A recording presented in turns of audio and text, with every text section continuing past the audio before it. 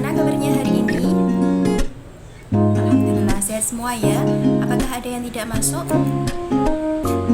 Oke, sebelum memulai pembelajaran hari ini, alangkah baiknya kita awali dengan membaca basmalah terlebih dahulu. Bismillahirrahmanirrahim. Di sini ada yang masih ingat kemarin kita belajar terkait dengan materi apa? Sudah lupa semua? Oke, Bu Ima sampaikan sekali lagi. Jadi kemarin itu kita mempelajari materi tentang mawaris. Ada yang masih ingat mawaris itu apa? Sudah lupa semua? Kemarin ini nggak belajar ya sebelum masuk kelas. Jadi mawaris itu adalah ilmu dalam Islam yang membahas tentang pembagian warisan sesuai dengan prinsip dan syariat Islam. Sedangkan secara etimologis, kata mawaris berasal dari al-miros, yang artinya berpindahnya sesuatu milik seseorang ke orang lainnya atau dari suatu kaum ke kaum lainnya.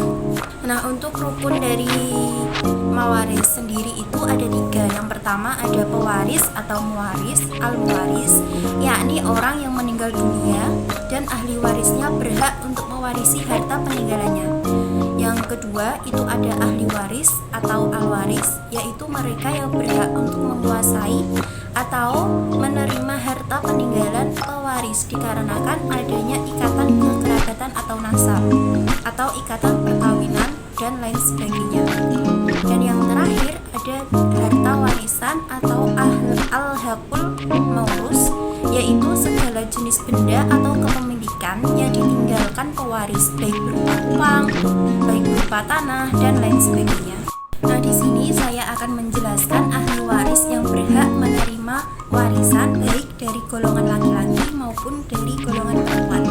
Yang pertama dari ahli waris golongan laki-laki terlebih dahulu. Yang berhak menerima warisan yaitu yang pertama anak laki-laki, yang kedua cucu laki-laki atau dari anak si laki-laki tersebut, yang ketiga ada bapak, yang keempat ada kakek atau dari pihak bapak, terus yang kelima ada saudara kandung laki-laki, yang keenam saudara laki-laki seayah, yang ketujuh saudara laki-laki seibu, yang kedelapan anak laki-laki dari saudara kandung laki-laki, yang ke-9 anak laki-laki dari saudara laki-laki seibu, yang ke-10 paman atau saudara kandung dari si ayah tersebut, yang ke-11 ada paman dari saudara bapak seayah, yang ke-12 ada anak laki-laki dari paman atau saudara kandung ayah, yang ke-13 anak laki-laki paman seayah, yang ke-14 suami, dan yang terakhir bagi laki-laki yang memerdekakan budak.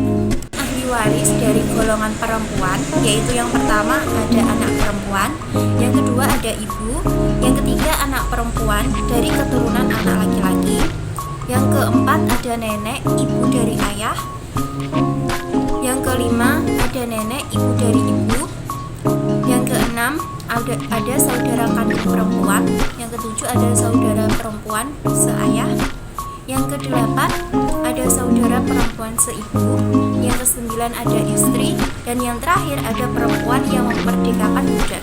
Baik, ada yang ditanyakan terkait dengan penjelasan materi yang baru saja Bu Guru sampaikan? Tidak ada yang ditanyakan. Baik, saya akan memberikan tugas kepada kalian untuk menonton video terlebih dahulu. Kemudian setelah menonton video, kalian mengidentifikasi permasalahan yang telah kalian tonton dari video yang baru saja ditayangkan.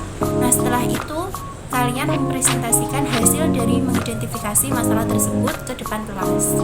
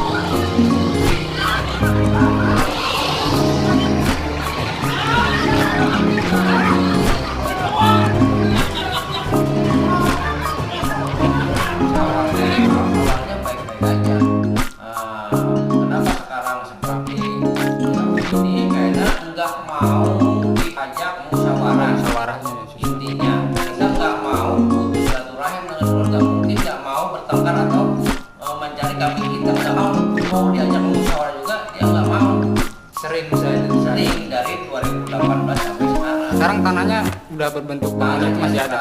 Sekarang 59 itu udah berbentuk ruko. Berapa rukonya? Luasnya? Luasnya 4 kali 5, jumlahnya 40 instansi itu nggak ada. Terus dibikin APHB, akte kepemilikan bersama, tanpa konfirmasi dulu dengan ibu saya.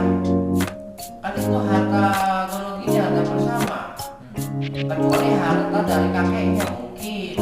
Kalau harta bersama, kalau bikin APHB itu harus persetujuan dari orang tua. Apakah orang tua mau dikasihkan, apa mau diambil, apa mau ke ada saya atau ke saya atau ke ada yang kedua, itu harus ada keterangan secewit bahwa tanah bagian orang tua itu dihibahkan. Nah itu nggak ada perkataan seperti itu. Jadi dia mengklaim tanah dia semua, sedangkan ibu saya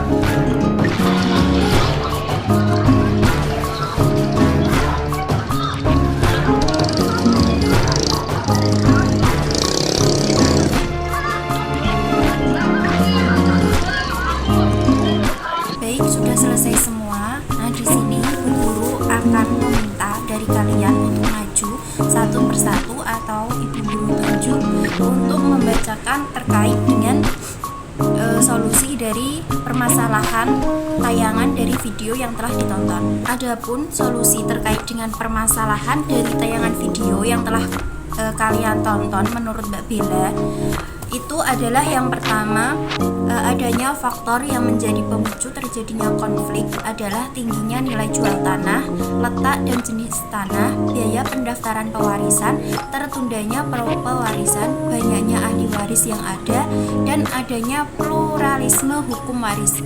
Yang kedua, cara penyelesaian konflik pembagian tanah warisan dapat ditempuh melalui jalur pengadilan maupun di luar pengadilan.